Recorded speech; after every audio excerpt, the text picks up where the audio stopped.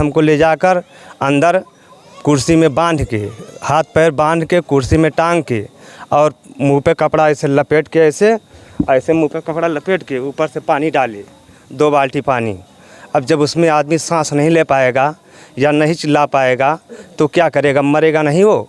से कॉल आई, उसके बाद वो अपने आप थर थर काँपने लगे। ठीक है, उसके बाद किसी अन्य सिपाही से बोले, वो पर्दा डाल दिया पापा के आगे। वहाँ से वो निकले तुरंत, सीधा अपनी गाड़ी स्टार्ट की, पूछे दरोगा कहाँ गए, बोले कहीं नहीं गए हैं, यहीं अंदर ही हैं। तो पहली बार बुलाया गया तो उसको मारे पीटे, वो आया खुद बयान किया कि मतलब हमको मारे पीटे हैं, लेकिन मैं कुछ जानकारी है नहीं। तो उसने जो जानकारी थी उसने बताया कि मुझे उस घटना के बारे में कुछ जानकारी नहीं है। और प्रशासन जो है कान में तेल डाले बैठा है, भावना की, जनता के, परिवार के और जनता की भावना को नहीं समझ रहा है। अभी तक डीएम साहब खुद कह के गए गिरफ्तारी 24 घंटे में करेंगे। अरे आप गिरफ्तारी कीजिए, विवेचना चलती रहेगी। लेकिन नमस्कार, अभी मैं जहां पे उपस्थित हूं, ये पुलिस कस्टडी में लड़के की मौत हो जाती है बताया जाता है। मैं उसके घर पे मौजूद हूं। आप घर देख सकते हैं, ये वही घर है जहां पे देवनारायण का ये घर बताया जा रहा है। और यहां पे जो क्षेत्रीय लोग हैं उनसे भी हम जानने की कोशिश करेंगे आखिर किस बात को लेके पुलिस उनको बुलाती है कस्टडी में, और कस्टडी में लेने के बाद जैसा बताया जाता है कि हृदय गति रुकने की वजह से उसकी मौत हो जाती है। यहाँ जो प्रत्यक्ष उनके भाई हैं और यहाँ के जो क्षेत्रीय लोग हैं उनसे हम जानेंगे कि आखिर क्या रीज़न था जिसकी से पुलिस उनको उठाई। और ये भी बताया जा रहा था कि एक झोला छाप डॉक्टर थे, डॉक्टर के केस में देवनारायण को फ़ोन करके बुलाया जाता है थाने पे, और बताया जा रहा है कि जो वहाँ के पुलिसकर्मी होते हैं उनके टॉर्चर से उसकी मौत हो जाती है। और जो बच्चे को बताया जाता है कि आपका लड़का जिला अस्पताल गोंडा लेके जाया गया है और आप वहाँ पर जाइए मिलिए। यहाँ उनके बड़े पिताजी हैं, हम उनसे जानने की कोशिश करते हैं कि आखिर ये दुर्घटना कैसे हुई। क्या नाम है दादाजी आप? हमारा गयालाल। अच्छा, जिस तरीके से ये ज्ञात हुआ है कि आपका जो भतीजा था उसे पुलिस कस्टडी में मौत हो जाती है। हाँ, पुलिस कस्टडी में मौत हो जाती है। आपको इसके बारे में जानकारी कैसे मिलती है? हमको जानकारी मिलती, वहाँ हमारे वो छोटे भाई जिसका बच्चा था वहाँ वो थे, और एक भाई हमारे और थे, प्रधान दुर्गागंज के थे। और इंस्पेक्टर साहब ने बैठा लिया अपने में। उसके बाद एक पुलिस ने आया, वो कहीं लड़का आया, भाई पूछ लो, पकड़ कर ले गया वहाँ अपने।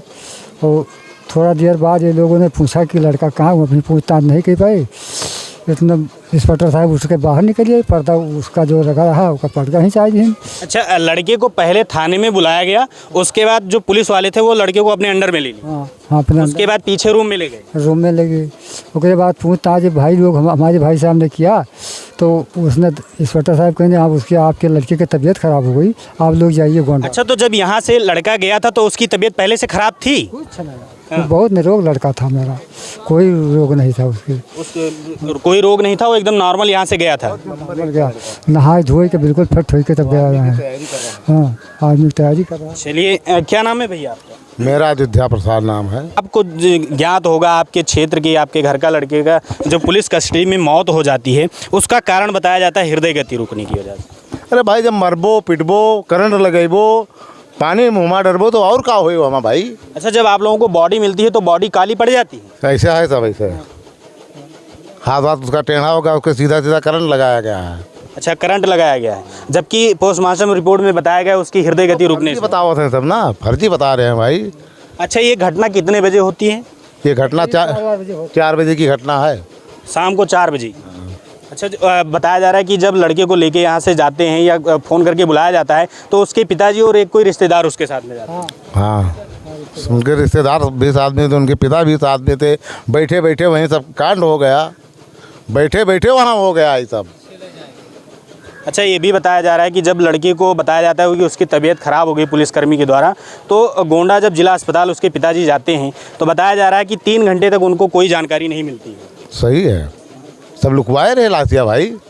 नवाबगंज में दिखाएँ लेके, फिर गोंडा लेके क्या अपन इधर उधर क्या रहे हुई, कहाँ लुकवाए रहे भाई? तो पुलिस वाले जाने भाई, हमें सबका क्या पता होगा। तो पुलिस वाले जाने कैसे मारिन, कैसे क्या कीन और कितना देर तक लुकवाए रहे, वो बताया सका था मुझे, उनसे पूछा जाए। तो वहाँ पे ये सूचना पुलिस के और किसी अधिकारी द्वारा दी जाती है या आपके थाना जज द्वारा दी? पहले तो उनके पास एक कॉल आई, उसके बाद वो अपने आप थर थर काँपने लगे।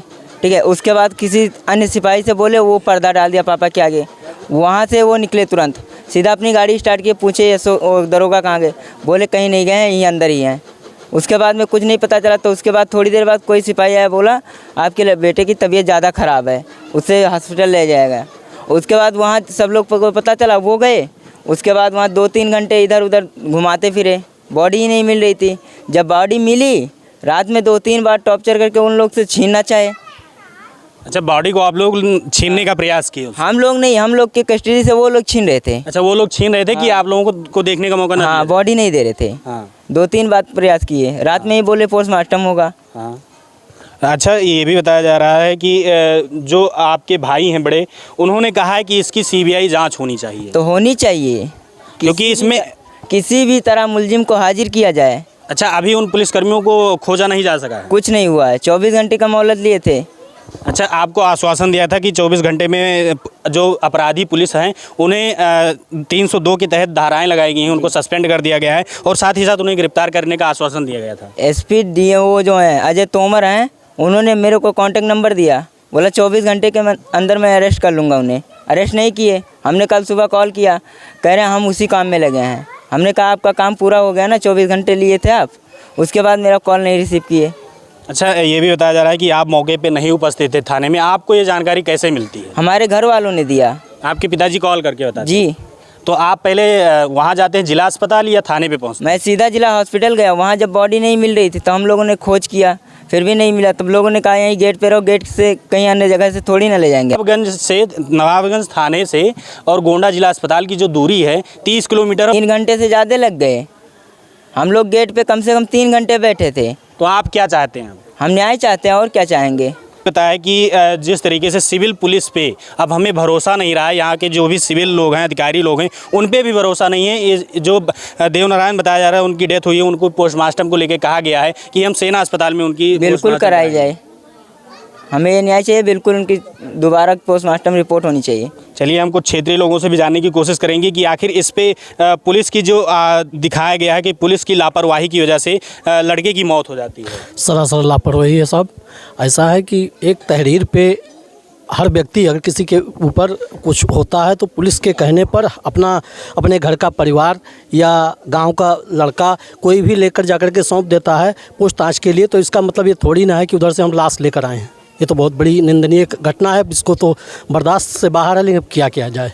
अच्छा, जिस तरीके से अभी भैया से मेरी बात हुई, वो भी कह रहे हैं कि इसमें न्यायिक कार्रवाई और हमें न्याय चाहिए। बिल्कुल न्याय होनी चाहिए। इसमें सीबीआई की मांग हो रही है तो बिल्कुल सही है, क्योंकि अब जब पुलिस का ही मामला है, दोषी पुलिस ही है, तो पुलिस क्या जांच करेगी इस पर। और जब क्षेत्रीय पुलिस के द्वारा ऐसी घटना घटित हुई तो वो क्या जांच तो अब क्या जांच करेंगे? और करेंगे तो वही, जब भाई पुलिस ही जांच करेगी तो जिसको चाहेगी उससे जांच कराएगी। अच्छा, ये भी बताया जा रहा है कि लड़का जो है लाइनमैन का काम करता था संविदा पे। जी, संविदा पे काम करता था, तो उसका नंबर हर लोगों के पास था, क्योंकि बिजली का मामला है तो कहीं फॉल्ट है, कहीं कुछ है, तेज़ हवा चली तो फॉल्ट हुआ तो कोई फ़ोन कर दिया कि भाई। अच्छा, शक के दायरे में उसको थाने पे बुलाया जाता है? हाँ, शक के दायरे में उसका नंबर होने के कारण उसको बुलाया गया कि एक जो घटना हुई पूछताछ के लिए उसका नंबर उसके मोबाइल में था, इसलिए उसको बुलाया गया। तो पहली बार बुलाया गया तो उसको मारे पीटे, वो आया खुद बयान किया कि मतलब हमको मारे पीटे हैं, लेकिन मैं कुछ जानकारी है नहीं। तो उसने जो जानकारी थी उसने बताया कि मुझे उस घटना के बारे में कुछ जानकारी नहीं है। उसके बाद पुनः जब दोबारा बुलाया तो लाश आती है। तो इसका मतलब क्या है, क्या माना जाए? स्वस्थ लड़का घर से जाता है और वो भी 2 व्यक्ति लेकर जाते हैं रिसीव करने, वहाँ वो बैठे हैं और वो वहीं से फिर पर्दा डाल दिया जाता है जहाँ पे लड़का को बैठाए पूछताछ के लिए। उसके बाद में पर्दा डाल दिया गया। उसके बाद में इन लोगों से कहा तुम लोग चलिए, उसका तबीयत ख़राब है, अस्पताल पहुँचिए और हम वहाँ लेकर चल रहे हैं, इलाज करवाएंगे। अब वहाँ जाते हैं तो लाश गायब है। जब यहाँ ख़त्म है तब वो क्या इलाज कराओगे भाई? अच्छा, दोषी पुलिसों के ऊपर कार्रवाई की गई है, अभी तक गिरफ्तारी नहीं कर पाए हैं पुलिस की। जी, गिरफ्तारी नहीं हुई है। इसमें क्या है, अधिकारियों भी यही तो मामला है कि जब दोषी पुलिस ही है तो भाई अब पुलिस, हर आदमी का अपना अपना एक अलग प्रक्रिया है, वो क्या कर रहे हैं महोदय, तो उनके हाथ में है। देखिए, पुलिस ने यहाँ पर बड़ा ही बर्बरतापूर्ण हत्या की है। शासन को मालूम है, डीएम को मालूम है, एसपी को मालूम है। जब लड़के के परिजन स्वयं ले जा करके थाना अध्यक्ष को देते हैं पूछताछ के लिए, परिजन वहीं थाने में बैठे होते हैं और लड़के को मार के उसकी लाश को लेकर गोंडा चले जाते हैं। आधा पौन घंटा बाद जब ये लोग फ़ोन करते हैं कि भाई बताइए साहब कब आएंगे, लड़का आएगा कि नहीं, अभी तो कहते हैं लड़की की तबीयत ख़राब हो गई, ये गोंडा अस्पताल पहुंच चुका है, हम थाने में बैठे हैं, अगर आपने गलत नहीं किया तो हमको तुरंत थाने में बताना चाहिए। हमको नहीं बताया, वो लेकर चले गए और 4 बजे यहाँ से लेकर 4:30 के आसपास लेकर यहाँ से गए। हम 4 बजे लोग पहुँचे हैं और रात में लाश मिलती है 7-8 बजे, तो इन जबकि हम 30 किलोमीटर की दूरी है नवाबगंज थाने से, तो पुलिस क्या कर रही थी? और जो FIR दर्ज किया जिन लोगों के खिलाफ, जब 302 लाश कर दिया गया तो गिरफ्तारी मस्त थी, लेकिन यहाँ पर प्रशासन विभागीय लोगों की बचाव कर रहा है। और जो DM साहब का ये कहना है कि अगर लोगों ने कंट्रोल ना किया होता, लोगों को, आम पब्लिक थी, आम पब्लिक को की भावना जो हो लड़के के प्रति, कुछ लोगों ने ज़रूर उपद्रव जहाँ प्रदर्शन हुआ था उससे काफ़ी दूर किया है। तो अब वो लोगों ने, जिन लोगों ने किया है, उनकी एक भावना थी और भावना के नज़र आपने काम भी नहीं किया और 24 घंटे का मौका दिया, अभी गिरफ्तार भी नहीं किया। आप क्या न्याय कर रहे हैं? इसमें CBI जांच होनी चाहिए, पूरा थाने के खिलाफ कार्रवाई होना चाहिए। और जो प्रशासन ने लीपापोती की हमारे डेड बॉडी के साथ, उसमें भी दोषी कर्मियों के खिलाफ कार्रवाई होनी चाहिए। अच्छा, जिस तरीके से अभी बताया ये भी जा रहा है कि जब बॉडी मिलती है तो बॉडी में अकड़न टाइप की मिलती है। मैंने स्वयं देखा जा करके, लड़के का पैर टेढ़ा था, हाथ ऐसे था। मैंने स्वयं जा करके लड़के की स्थिति को देखा है। मैं क्या बताऊं, इतना बर्बरतापूर्ण वो कार्य किए हैं जो जितनी निंदा की जाए वो कम है। और ये प्रशासन जो है कान में तेल डाले बैठा है, भावना की, जनता के, परिवार के और जनता की भावना को नहीं समझ रहा है। अभी तक DM साहब खुद कह के गए गिरफ्तारी 24 घंटे में करेंगे। अरे आप गिरफ्तारी कीजिए, विवेचना चलती रहेगी, लेकिन इस पुलिस पर हमें विश्वास नहीं है। इसकी केंद्रीय जांच कमेटी से जांच होनी चाहिए, बड़ा महत्वपूर्ण मुद्दा है। इसको सरकार को अन्यथा नहीं लेना चाहिए, प्रशासन को अन्यथा नहीं लेना चाहिए और उसमें जांच करके जो दोषी उनके खिलाफ कार्रवाई अवश्य होनी चाहिए।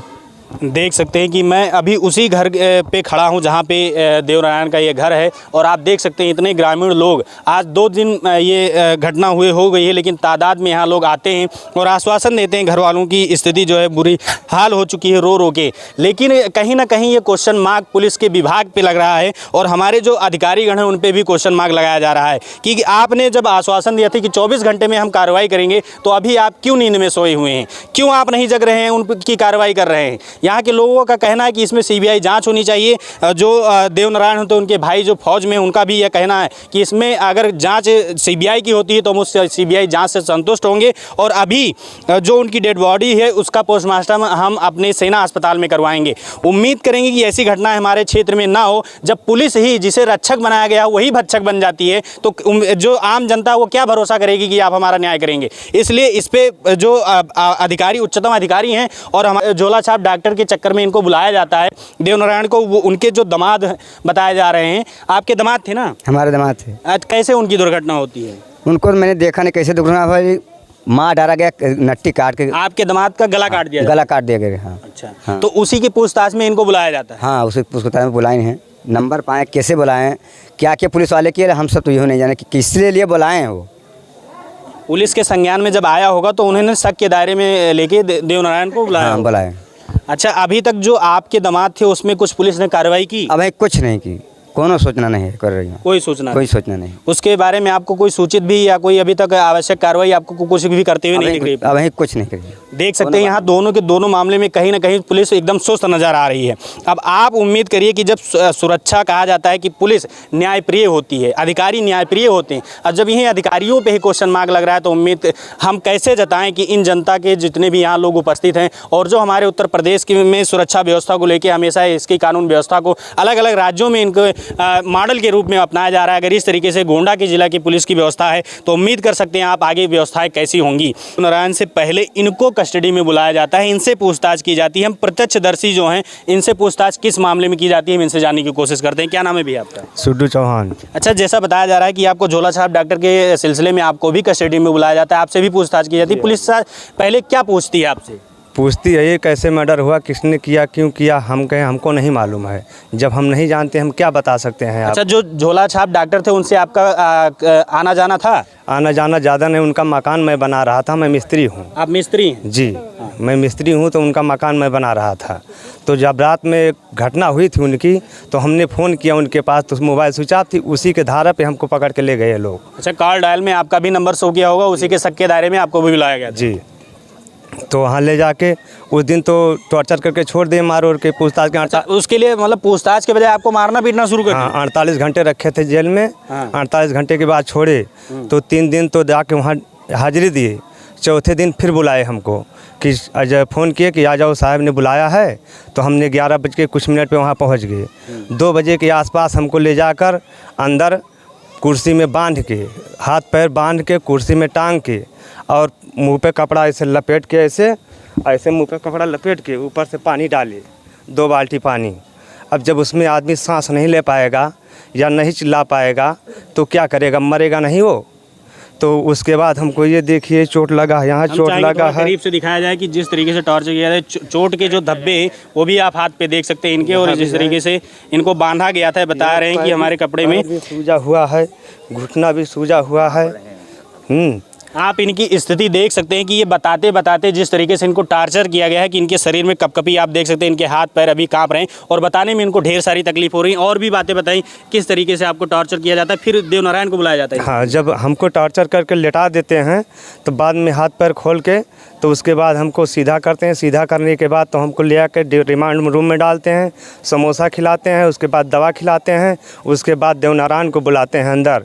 अच्छा, आपकी उपस्थिति में देवनारायण को बुलाया? नहीं, वहाँ से हमको हटा दिया गया था, हालांकि हमारे बाद देवनारायण को बुलाया गया था। अच्छा, आपको छोड़ने के बाद कितनी देर बाद देवनारायण को बुलाया गया? ज़्यादा से ज़्यादा हम जानते हैं करीब करीब 1 घंटे बाद उनको बुलाया गया।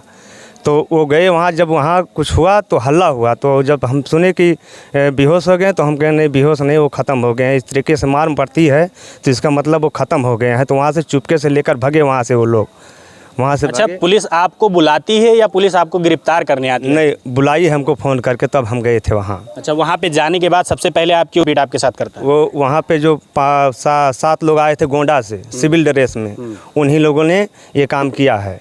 हाँ, ये सोजी टीम आई थी, उसने आपके ऊपर पहले मारपीट और आपको मारा पीटा। और जब यहाँ से आप जाते हैं तो थाना अध्यक्ष वहाँ पे मौजूद रहते हैं? जी जी, मौजूद रहते हैं। उन्हीं से मिलने गए थे, उनसे मिले, उन्होंने बोला कि लेकर जाओ वहाँ बैठाओ। वो लोग लेकर के वहाँ बैठा दिए हमको पुलिस वालों ने। तो पूछताछ में आपसे पहले क्या पूछते हैं? पूछते यही है क्यों मारे। हम नहीं जानते हैं साहब, हम नहीं मारे, हम ना जानते हैं। तो बताइए, नहीं बताइए ज़बरदस्ती। तो हम कहें साहब ज़बरदस्ती कबलवाने से क्या होता है जब हम कुछ किए ही नहीं है तो।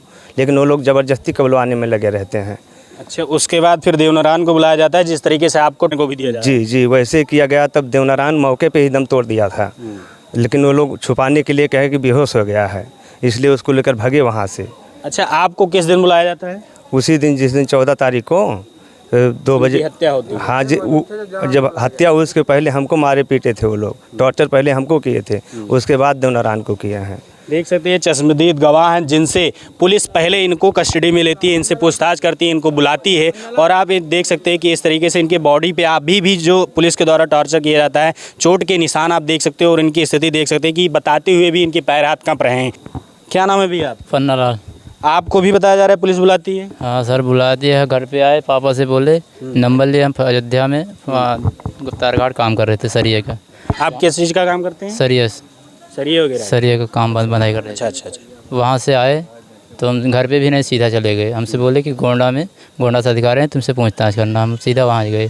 हमें बुलाए, पूछे तुम कैसे मर गए, हम डॉक्टर से कैसे बात हुई तुम्हारे फ़ोन से।